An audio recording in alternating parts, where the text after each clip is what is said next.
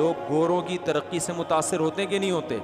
یار اصل تو وہ مسلمان وہ ہیں، اصل مسلم تو وہ ہیں، انسانیت کے اصل خیر خواہ تو وہ ہیں جو غیر مسلموں کی بڑی تعریفیں کر رہے ہوتے۔ لہذا میں نے خود سنا ہے لوگوں کو، اصل تو یہ سائنسدان جائیں گے جنت میں جنہوں نے انسانیت کی اتنی خدمت کی۔ نیوٹن جائے گا، آئنسٹائن جائے گا، بڑی خدمت کی انسانیت کی انہوں نے۔ نیوٹن جو اتنے دن تک درخت کے نیچے تربوز گرا تھا، درخت کے نیچے تو تربوز نہیں گرتا، آم گرا تھا، کیا گرا تھا؟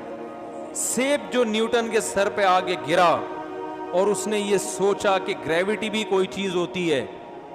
یار یہ نیوٹن بھی عجیب چیز تھا یار۔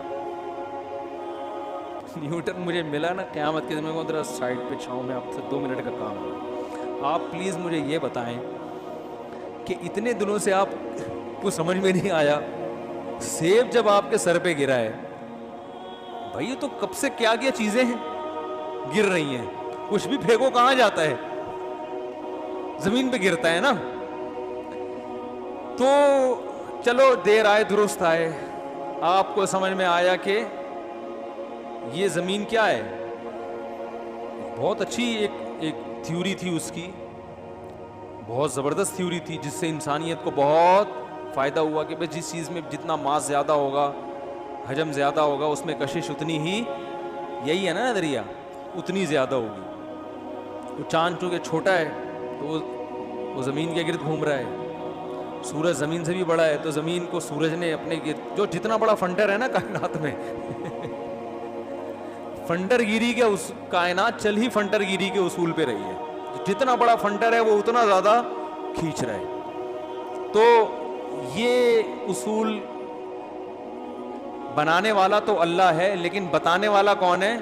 نیوٹن۔ یاد رکھو سائنسدان اصول بناتے نہیں ہیں، بتاتے ہیں۔ بنائے ہوئے کس نے؟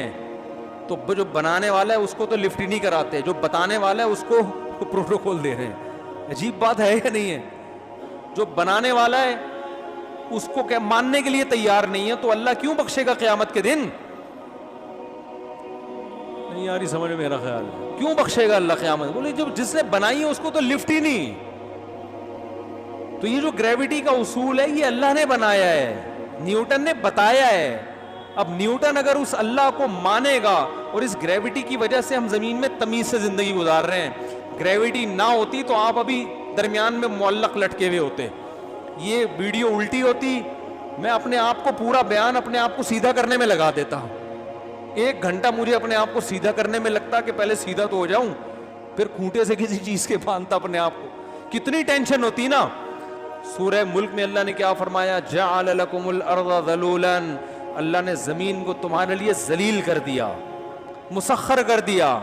یہ مسخر میں سب چیزیں آتی ہیں، گریوٹی اتنی رکھی ہے کہ نہ ویٹ بہت زیادہ اور نہ کم، ایک حساب و کتاب سے ہر چیز ایک تمیز۔ زمین اگر اللہ 10 گنا بڑی بنا دیتے تو پھر یہ جو میرا بیان 1 گھنٹے میں ختم تو ہو جاتا، مگر اٹھنے میں 40 گھنٹے لگتے۔ یہی ہوتا نا، بیٹھے ہی زمین سے چپکے ہوئے ہوتے، اٹھا ہی نہیں جا رہا ہوتا ہم سے۔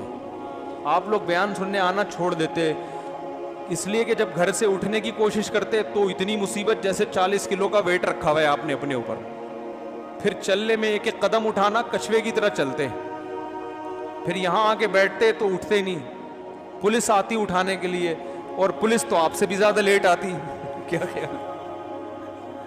تو اللہ نے ہر چیز کو ایک حساب سے، وہ گریوٹی کا بھی جو اللہ نے اصول بنایا، وہ ساری چیزیں اللہ نے اپنے حساب سے بنائی ہیں۔ سائنسدان تو ہمیں بتا رہے ہیں، تو بتانے والوں سے تو اتنا عشق کہ یار یہ کیسے جہنم میں چلے جائیں گے، اور جس نے بنایا ہے سائنسدان اس کو لفٹ کرانے کے لیے تیار ہے ہی نہیں ہے۔ تو اللہ کہے گا پہلے تو میں ہوں جس نے کائنات بنائی ہے۔